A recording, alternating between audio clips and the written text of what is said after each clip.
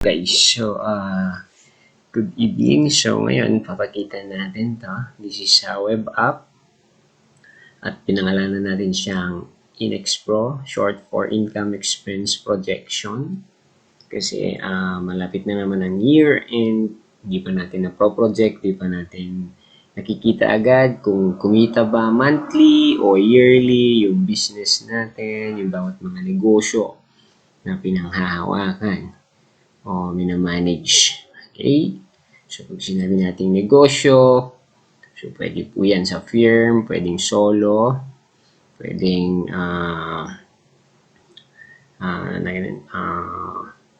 business corporation, or kahit anong negosyo para i-project mo yung income and expense mo.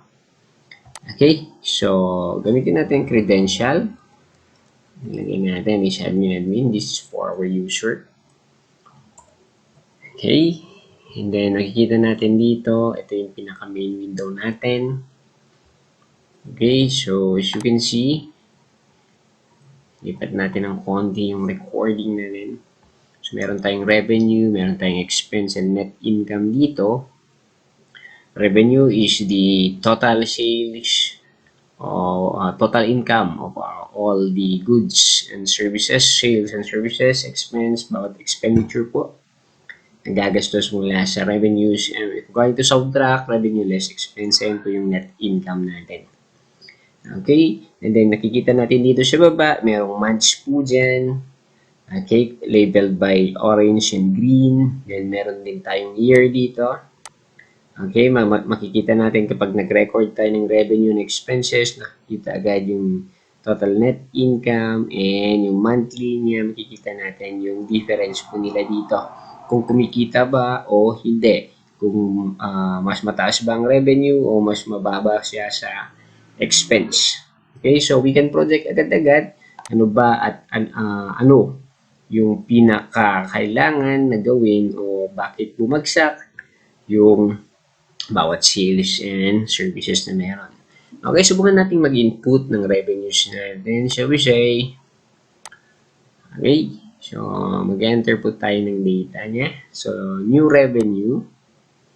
So, pangalanan po siya as sales of goods.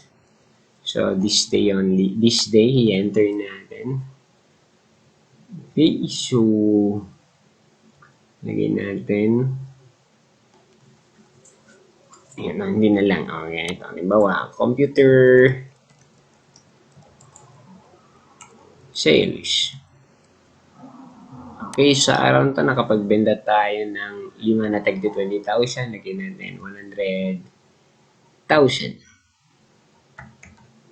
Okay, and then yung date ngayon.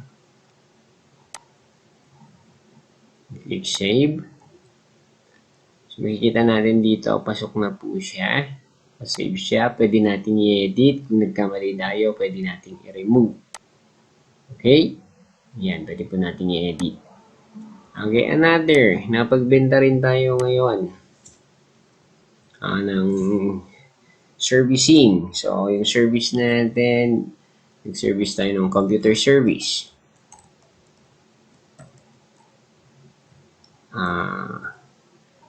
AKA networking. Okay, halimbawa, nag-charge tayo ng amounting 10,000 sa araw na to. Okay, click save natin. So, makikita natin agad, pagpunta natin ng dashboard, ito na yung 110,000 na revenue natin. And then, sa month ng December, makikita na natin agad-agad po ito. Okay, now, yung total net income natin, makikita natin 110,000 kasi wala pa tayong expense. Okay, punta naman tayo ng expense. Halimbawa, okay, yung expense po tayo. So, ang punan natin sa computers, for example, computer cost, kasi nakapagbenta tayo. Okay, ang punan natin is around 60,000. Kasi binenta natin kanina ng 100,000. Okay, ilagay rin natin sa araw na to. So, For example, kasi nag-input tayo. Kasi ayun yung number of items na nilabas natin. Okay? And then, another new expense. Dun sa network servicing natin, kasi kumuha tayo ng kanina, computer services. For example, yung expense natin is yung cost. Network equipment cost. Oh, sorry. Cost of network equipment. Shall we say, nakagastos tayo ng 5,000 sa araw na to. Okay? And then, isali natin dun sa expense, for example, yung travel. Travel expense. Gastos tayo ng, shall we say, 1,000. Okay? And then, the same time, sa araw na to, nag-expense din tayo ng food allowance. Naglagay tayo ng 500. Okay, save. Ayan. So, daily, makikita natin agad-agad dito yung bawat nilalagay natin mga expenses, yan yung nakalagay sa table. And then, dun sa revenue natin, nakikita rin natin yan. Okay? So, we have 110,000 na revenue sa araw na to. Kaya nakikita natin today's revenues. Okay? Kahit marami tayong input yan everyday na mga revenue, ang kinocompute lang dito sa baba, kinukuha lang niya yung today. Okay? Para makita natin kung ano ba, ilan ba yung collection niya. Kaya today's revenues. Dito naman sa baba, sa expense, ganun din. So, kahit marami tayong na-input yan in the previous month, ang kinukuha pa rin niya, or the previous day, kinukuha pa rin niya today's expense, yung expense natin sa araw na ito. Kasi later on, dun sa projection natin, makikita natin agad-agad. Kung nagkamali tayo, pwede natin i-edit. Ayan. Kung gusto, hindi naman talaga kinakailangan i-input, pwede natin i-remove. And then, let's go for the dashboard. Ayan, makikita na natin dito, ito. So, meron tayong total revenue na in-input ngayon na 110,000 at 66,500 naman yung expense natin. So, sa araw na ito, meron tayong kinita na 43,500. So, napro-project na natin. Okay? Based dito sa graph, makikita na natin na mas mataas yung revenue kaysa dun sa expense. So, meron tayong kinita. So, every now and then, kapag nag-i-input tayo, depending on the date na tayo ay nag-input, sorry siya, natin. Okay? Kamali tayo sa words na napiyok tayo.